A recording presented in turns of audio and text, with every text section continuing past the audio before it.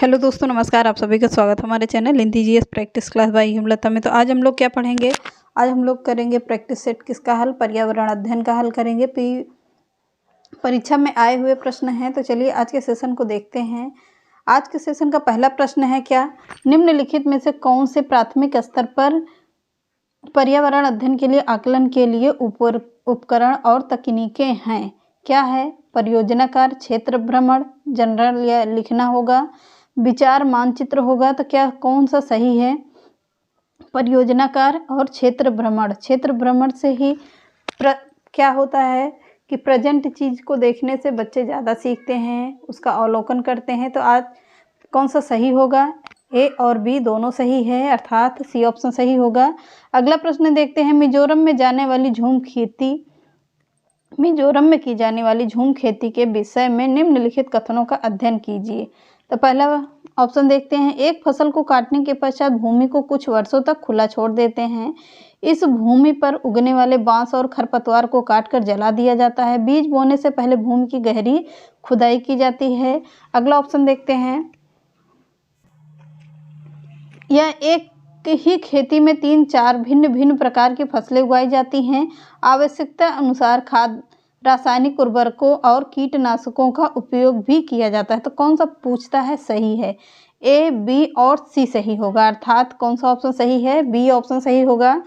अगला प्रश्न देखते हैं। पर्यावरण अध्ययन के शिक्षण में उन प्रक्रिया पर आधारित कौशलों को बढ़ावा दिया जाना चाहिए जो पूछताछ आधारित प्रत्यक्ष अनुभवों के केंद्र बिंदु हैं। निम्न में से कौन सा एक ऐसा कौशल नहीं है? कौन सा कौशल नहीं है?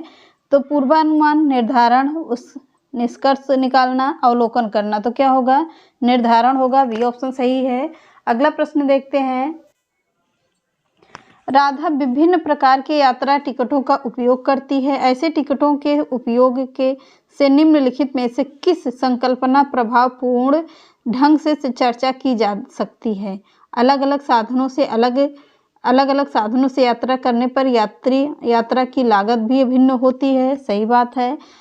यात्रा की लागत वह वाहन द्वारा प्रयुक्त ईंधन पर निर्भर करता है। अगला देखते हैं। कौन सा सही होगा? तो ए और सी दोनों सही है। अलग अलग साधनों से यात्रा करने पर यात्रा की लागत भिन्न होती है। अगला है क्या, सार्वजनिक परिवहन से एक स्थान से दूसरे स्थान जाने के लिए हमें टिकट चाहिए। तो ए और सी ऑप्शन बिल्कुल सही है। अगला प्रश्न है। प्राथमिक कक्षाओं के विद्यार्थियों को मानचित्र शिक्षण के लिए निम्नलिखित में से कौन सी युक्त सर्वाधिक उपयुक्त प्रतीत होती है? अध्यापक द्वारा श्याम पट पर मानचित्र बनाना, शिक्षार्थियों को विभिन्न स्थानों पर स्थित बनाने को कहना, या होगा विद्यार्थियों को निर्देश देना कि वे घर से अपने भारत के मानचित्र बना लाएं, या विद्यार्थियों को एटलस दिखाना और विभिन्न स्थानों के स्थिति के बारे में बताना या कहना, या अगला है ऑप्शन शिक्षार्थियों की सहायता करना कि वे अपने ही संकेतों का उपयोग करते हुए अपने निकटतम परिवेश का मानचित्र बनाएं तथा वस्तुओं की सापेक्ष स्थिति और दिशा पर ध्यान केंद्रित करें। तो फोर्थ ऑप्शन बिल्कुल सही ऑप्शन है। अगला प्रश्न देखते हैं।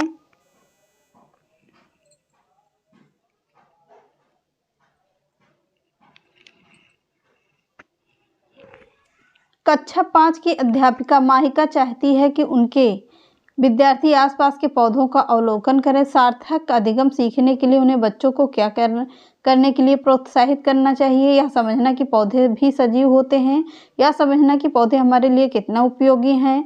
अधिकतम पौधों के लिए क्या नाम लिखना, ऊंचाई, उनकी पत्तियों, गंध और उगने के स्थानों पर अवलोकन करना। तो फोर्थ ऑप्शन बिल्कुल सही है। अगला प्रश्न है। प्राथमिक स्तर पर पर्यावरण अध्ययन पढ़ाने के लिए निम्नलिखित में से कौन सा पहलू सबसे महत्वपूर्ण होना चाहिए? कौन सा क्रियाकलाप संचालित करना, कौशलों का विकास करना, आकलन में सफलता प्राप्त करना, या विज्ञान की आधारभूत संकल्पनाओं और अवधारणाओं को समझना, सीखने वालों को प्राकृतिक और सांस्कृतिक पर्यावरण से जोड़ना। तो फोर्थ ऑप्शन बिल्कुल सही ऑप्शन है। अगला प्रश्न देखते हैं। प्राथमिक स्तर पर मानचित्रांकन सिखाने से शिक्षार्थियों के निम्नलिखित में से कौशलों को बढ़ावा मिलता है। साफ सुथरा रेखांकन, घटनाएं और अनुमान, माप के चित्र करना या सापेक्ष स्थिति के और बोध करने की जानकारी। तो क्या है? सापेक्ष स्थिति और दिशा की बोध की जानकारी। फोर्थ ऑप्शन बिल्कुल सही ऑप्शन है। अगला प्रश्न देखते हैं। निम्नलिखित तालिका का अध्ययन करें। पेट्रोल का मूल्य प्रति लीटर में है तो क्या है इसका? इसमें है 47 पॉइंट क्या है 74 पैसे होगा, या प्रतिशत में है तो इसमें सीधा ऑप्शन पे चलते हैं कि क्या कह रहा है। तो उपरोक्त तालिका का अध्ययन करने के बाद कक्षा 5 की विद्यार्थी देवमीत ने अपनी नोटबुक में लिखा, पेट्रोल डीजल की अपेक्षा अधिक महंगा ईंधन है। पेट्रोल की अपेक्षा डीजल के मूल्य में वृद्धि का प्रतिशत अधिक है। डीजल सस्ता है इसलिए सार्वजनिक परिवहन पर ये तो फालतू की चीज़ें हैं। ये है डीजल पेट्रोल से सस्ता है ईंधन है कि लोगों को डीजल वाली गाड़ियाँ खरीदने, ये भी बिल्कुल बकवास ही ऑप्शन है। सही है पर बिल्कुल नहीं है। तो कौन सा सही गलत होगा? तो सी और ए और बी गलत होगा, डी, सी और डी सही है। तो बिल्कुल तो इस हिसाब से कौन सा ऑप्शन सही होगा? बी ऑप्शन सही होगा। प्राथमिक कक्षाओं में पर्यावरण अध्ययन के लिए निम्नलिखित सभी सामान्य उपागमों का अनुपालन किया जाना चाहिए, केवल इसे छोड़कर। मूर्त से अमूर्त, सरल से कठिन, स्थानीय से वैश्विक, अमूर्त से मूल, या केवल ए बी सही है, या केवल डी है, या केवल ए और बी सही है, बी और सी सही है। तो क्या होगा? केवल डी गलत यानी कि सही है, इसे छोड़कर बाकी सब सही हैं। अगला प्रश्न देखते हैं। राष्ट्रीय पाठचर्या रूपरेखा यानी कि एनसीएफ 2005 क्या कहता है? ने कक्षा फर्स्ट और सेकंड के पर्यावरण अध्ययन के लिए किसी पाठ्यक्रम या पाठ्य पुस्तक को संतुष्ट नहीं की है। इसके लिए सबसे उपयुक्त कारण है पाठ्यक्रम का भार कम करने के लिए। पर्यावरण अध्ययन केवल थर्ड के लिए होगा, गलत चीज़ है। कक्षा फर्स्ट और सेकंड के विद्यार्थी पढ़ना लिखना नहीं जानते, ये भी गलत है। अगला प्रश्न है संदर्भ युक्त अधिगम परिवेश का प्रदान करना। तो फोर्थ ऑप्शन बिल्कुल सही ऑप्शन है। चलते हैं अगले प्रश्न पर।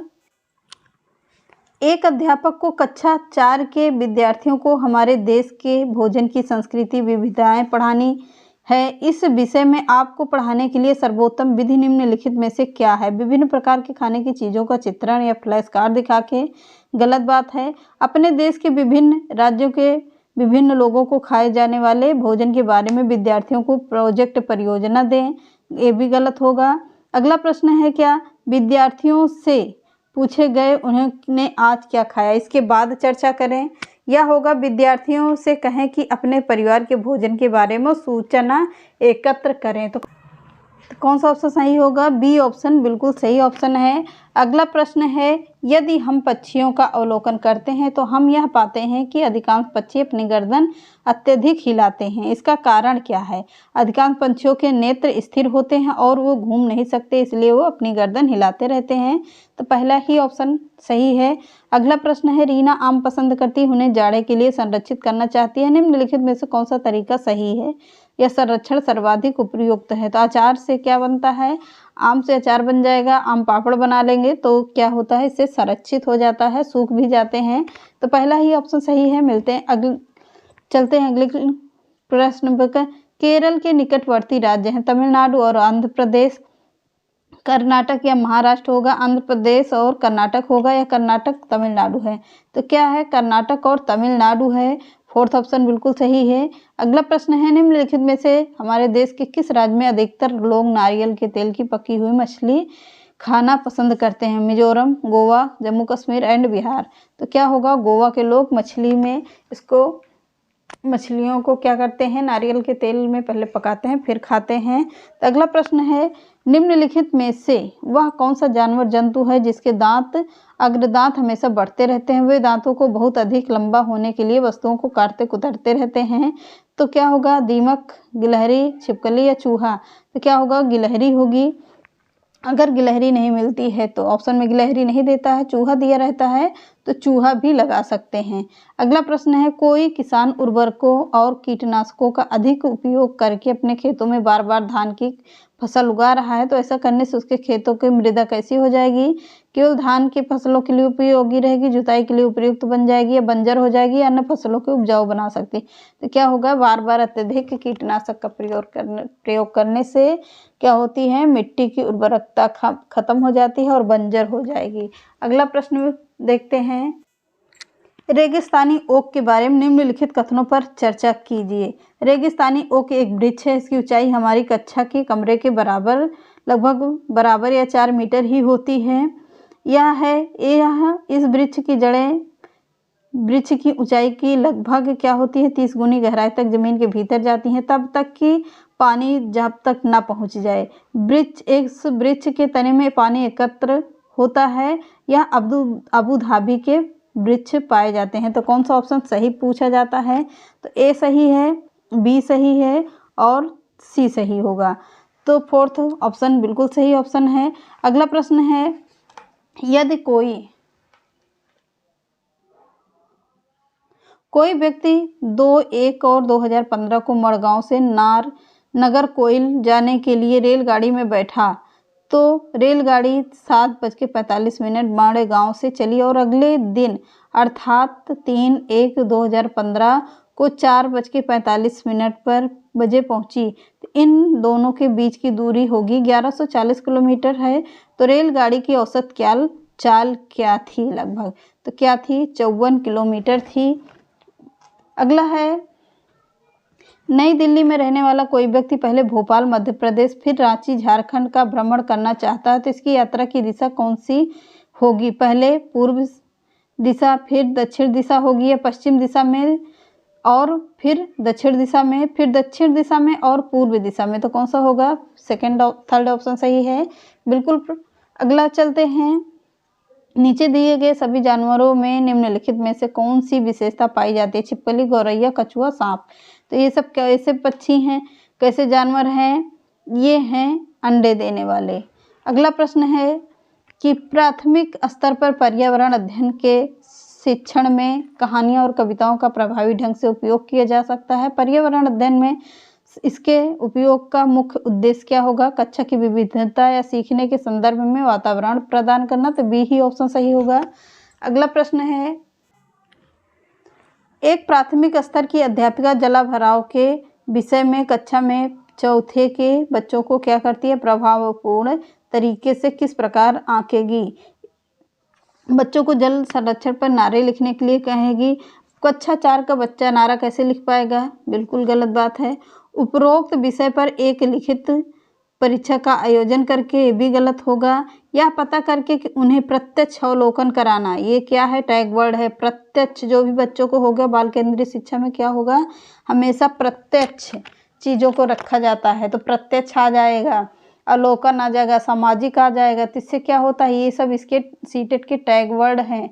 इसमें प्रत्यक्ष, समानता और अवलोकन, ये सब क्या होता है? सही माने जाते हैं। तो अगर होता है तो यही लिखिएगा। उपरोक्त विषय में लिखित परीक्षा का आयोजन करके या पता लग करके उन्होंने अपने दैनिक जीवन में जल की बचत कैसे करें, यह जल संरक्षण पोस्टर बनाने की गतिविधि। तो क्या होगा? यह पता करके कि उन्होंने अपने दैनिक जीवन में जल की बचत कैसे करें। तो थर्ड ऑप्शन बिल्कुल सही ऑप्शन है। अगला प्रश्न चलते हैं, आपके प्रधानाचार्य ने आपको कहा कि कक्षा 5 के विद्यार्थियों को शैक्षणिक अवलोकन यात्रा के लिए ले जाएं। इस अवलोकन यात्रा को सार्थक बनाने के लिए आप अपनी योजना में क्या सम्मिलित करेंगी? क्रियाकलापों की एक स्तरीकृत शीट, उन स्थान के बारे में तैयार करना, प्रामाणिक और सार्थक अध्ययन के लिए उन्हें विद्यार्थियों के साथ यात्रा में पूर्व साझा करना, जहां जाना है उसके बारे में गहन जानकारी प्राप्त करना। ये तो बिल्कुल गलत है। आनंद के लिए पर्याप्त भोजन, खेलों का प्रयोग, ये भी गलत होगा। यह सुनिश्चित करना कि विद्यार्थी अनुशासित रहें, ये भी गलत हो गया। अनुशासन दंड, बिल्कुल गलत बात है। तो क्या होगा सही है? तो पहला ही ऑप्शन सही है। अगला प्रश्न है, प्राथमिक स्तर पर पर्यावरण अध्ययन के आकलन में निम्नलिखित में से कौन सा एक संकेतक उपयुक्त नहीं है? स्मरण करना, याद, यानी रट्टा मारना। क्या होगा? रटना, गलत बात। तो ये ऑप्शन बिल्कुल गलत है। रटना, स्मरण करना ये सब गलत है। तो प्रश्न पूछना है, न्याय और समानता के प्रति चिंता, सहयोग, तो स्मरण करना ही गलत होगा, पहला ही ऑप्शन गलत माना जाता है। नहीं है पूछता है तो नहीं है में ध्यान दीजिएगा। अगला प्रश्न है, इस पौधों की पत्तियों में जिन्हें सब्जियों का प्रयोग में लाया जाता है, इनके द्विबीजीय पौधा किसे कहते हैं? तो क्या कहते हैं? पालक से तेल नहीं निकलेगा, नारियल से खाया भी जाता है, तेल भी निकाला जाता है, पर क्या है? सब्जी नहीं। तो इसमें क्या होगी? सरसों। सरसों दिया गया है। तो सरसों को उपयोग हम लोग सब्जी भी बनाने के काम में लाते हैं और सरसों के दाने का तेल में भी काम लाते हैं, तो द्विबीजीय पौधा भी माना जाता है। अगला प्रश्न है, कासा ब्रांच के बारे में निम्नलिखित कथनों का अध्ययन कीजिए। यह एल्युमिनियम, आयरन और कॉपर जैसा ही एक तत्व है।